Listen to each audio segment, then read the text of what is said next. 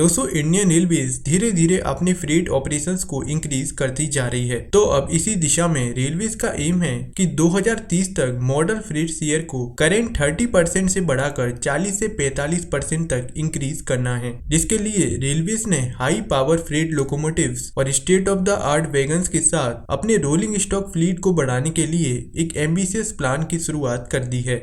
Heavy freight operations के लिए railways ने ट्रेलिंग लोड के वाइड स्पेक्ट्रम को पूरा करने के लिए 2 फ्रेट लोकोमोटिव प्लेटफॉर्म्स को आइडेंटिफाई किया है, जिसमें 12,000 हॉर्स पावर और 9,000 हॉर्स पावर के लोकोमोटिव्स आते हैं। नेशनल रेल प्लान और 3,000 मेट्रिक टन फ्रेट ऑपरेशन का जो मिशन है उसे पूरा करने के लिए फिलहाल जो 11,000 फ्रेट लोकोमोटिव की होल्डिंग है, जिसमें डीजल लोकोमोटिव्स भी शामिल हैं, उसे 2030 तक कम से कम 20,000 फुल्ली इलेक्ट्रिक लोकोमोटिव्स तक ले जाने की जरूरत है। पिछले कुछ वर्षों में रेलवेज ने अपने लोकोमोटिव प्रोडक्शन में इंक्रीमेंट किया है। फाइनेंशियल ईयर 2020 और 2021 में 900 लोकोमोटिव्स का प्रोडक्शन किया गया था, जिसे फाइनेंशियल ईयर 2022 और 2023 में बढ़ाकर 1300 लोकोमोटिव्स का टारगेट कर दिया गया है। चित्तरंजन लोकोवर्क्स में इन हाउस मैन्युफैक्चरिंग के अलावा रेलवेज अब एल्स्टॉम के साथ एक ज्वाइंट वेंचर में बिहार के माधेपुरा में 12,000 हॉर्स पावर के 1,000 लोकोमोटिव्स का प्रोडक्शन करने वाली है।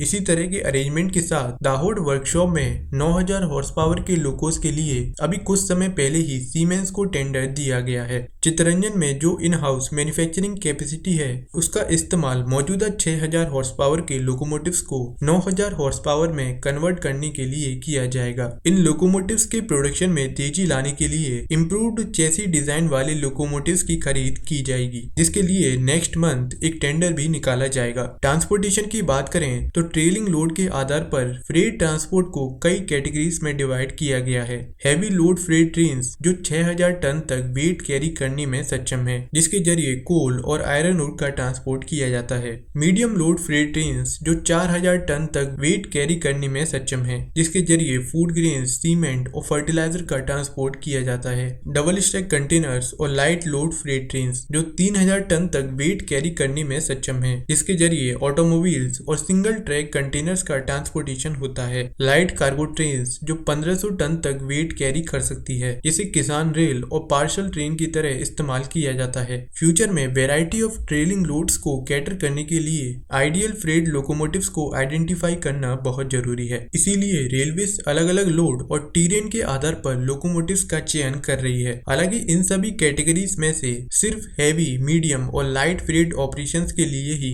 New state of the art electric locomotive platforms की जरूरत है। रेलवेज अपने एनुअल कैपिटल एक्सपेंडिचर को हर साल इंक्रीज कर रही है, जिससे इंफ्रास्ट्रक्चर के साथ साथ लोकोमोटिव्स और वैगन्स की फ्लीट को भी बढ़ाया जा सके। फिलहाल जो रेलवेज का कैपेक्स यानी कैपिटल एक्सपेंडिचर है वो 2013-14 की तुलना में 6 गुना है। आज रेलवेज न केवल इंफ्रास्ट्रक्चर को एक्सपेंड करने पर ध्यान दे रही है, बल्कि प्रोडक्टिविटी एसेट्स और टेक्नोलॉजिकली अपग्रेडेशन को भी साथ लेकर चल रही है। इंडियन रेलवेज ईस्ट और वेस्ट डेडिकेटेड फ्रेट कॉरिडोर के साथ साथ नेशनल रेल प्लान में आइडेंटिफाइड 3rd और 4th लाइन के जरिए देश में फ्रेट ट्रेन्स के लिए सेपरेट रेल नेटवर्क तैयार कर रही है।